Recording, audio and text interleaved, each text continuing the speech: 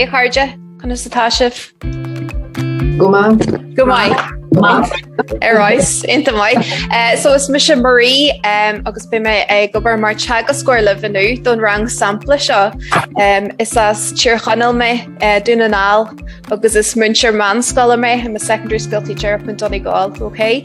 So obrim part am sure le Gaelchultúr, so Janam corrangel Gaelchultúr in is a reach, so tá sé jazz event seo and Sahar and live. He mis treach agus is féidir live sé éra in my okay? So I'll read it first and you just repeat it after me. Okay, so every héanann sin kosher, unkosher agus koshery.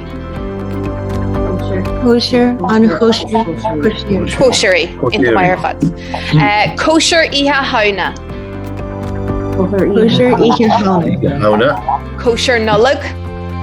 Kosher nullig. Inta shalu lauer.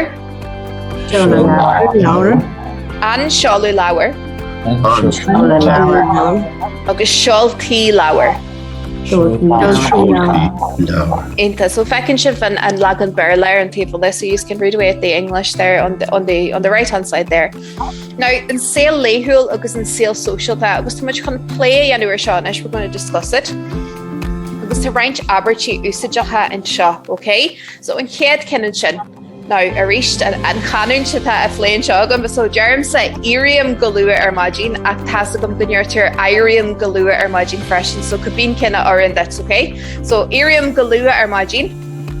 Iriam galua armagin. Ita. Been breakfast agam gach magin gan eskiacht. Been stuka leis an ochras armagin. Been breakfast agam gach magin gan eskiacht. Bím stúta leis an ochras armagin. Aráis, okay. Gomin sé an focal scútha a ríise? Stuka. Yeah, starving. Okay, I'm starving. Bím stuka leis an ochras, I was starving. Aráis, yeah. Ní him breakfast go raw vinnic. Now, it's féidir like go raw vinnic, no raw vinnic leis héna usage, okay? So it depends. A ríiste an canúint that could be lagan a tugget. Ní him breakfast raw vinnic. Ní breakfast raw vinnic. Ní bhín fón ihe or armagin. Aráis.